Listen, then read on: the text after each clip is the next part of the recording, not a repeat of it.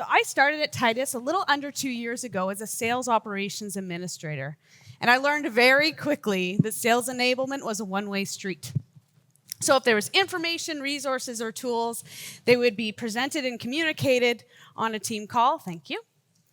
And the information would be sent after via email, and they would consider that full circle enablement.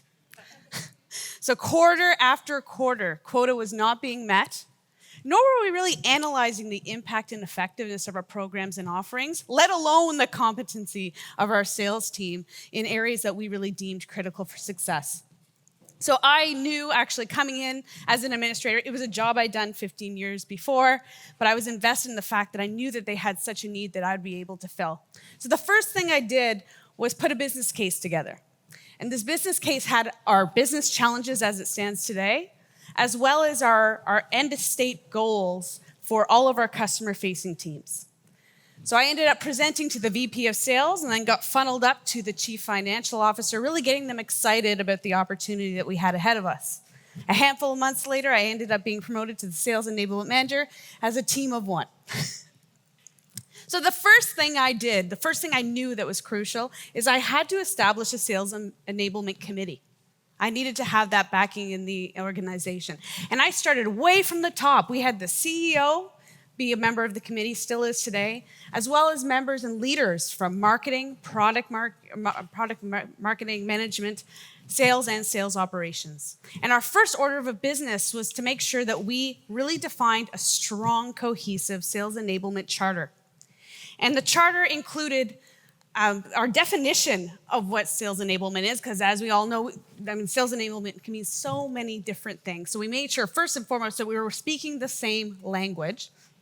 It also had a RACI model, so making sure if you are not responsible or understand what that is, it's just basically an understanding of who's responsible for what and when in an enablement cycle, our scope, our target audience, our KPIs, and our enablement goals.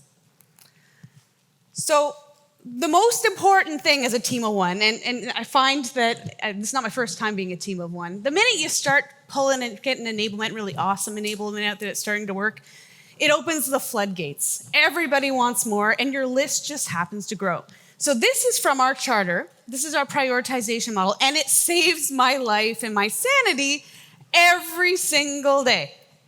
Because you're always going to have people coming to you. And also, you got to remember that even outside of our organization, you have internal and external factors that impact the business, the industry, our customers, and our people. So within this model, I'm not going to go through it in great detail, and I know it might be kind of tricky to see, but this red section here is really what's important. This is not a silver bullet. It's not something where you ask these questions on process performance and the impact on revenue, and then everyone's aligned black and white. It's not like that at all. It's just a sounding board to really understand the scope, as well as what is the impact if we do not enable in a certain area. So this area here in red is very important because as you're prioritizing as a team of one, like you're gonna always have things that are gonna be shifting in priority. But having this prioritization model allowed me to commit and communicate to the organization the why and the how and the when we actually deliver our offerings and our enablement. So it gives me an opportunity not only to communicate that, but to make sure that I am shifting my priorities and I'm working on the most impactful pieces that are going to impact the business based on the current state of the business. So that's definitely my saving grace. So then we have a committee, we have a charter. So the next thing we do is we need, of course, a platform to host all of our enablement greatness. So last year in the fall, we were having our SCO event. So we thought it would be an awesome opportunity to introduce SalesHood at that event. At the same time, our marketing was rolling out new corporate messaging. So we thought, what a great way to marriage our initiatives and also have our first assignment post-SCO as our pitch certification based on the new messaging.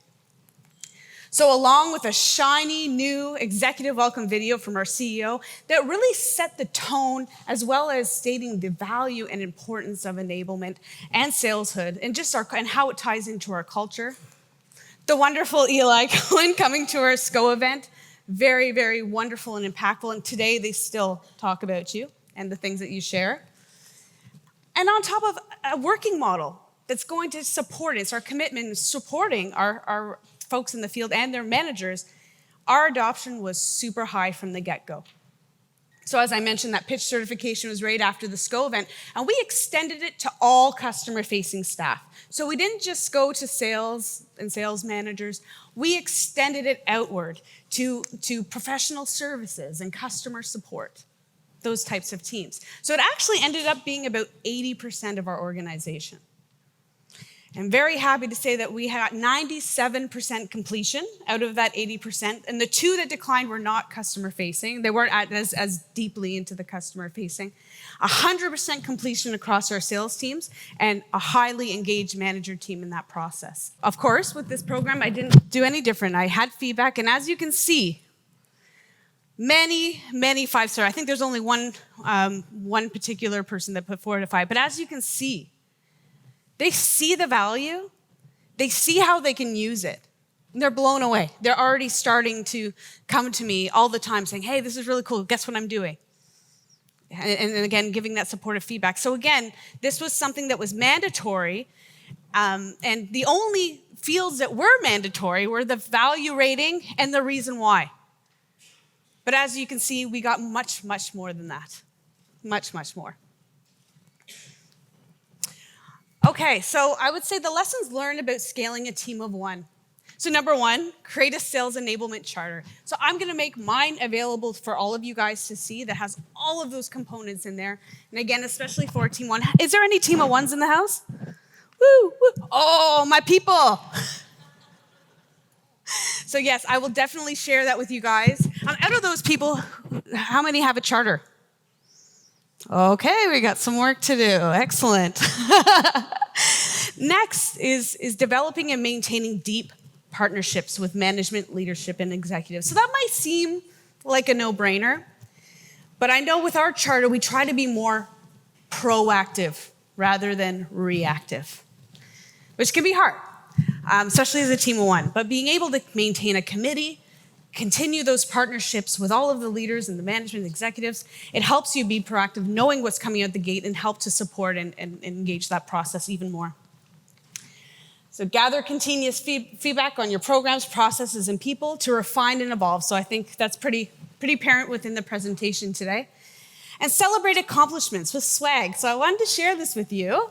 So everyone that got Content Publisher Certified, they got a pin, as well as a handwritten note from me. I think I heard that somewhere. Handwritten notes are good process. Eli.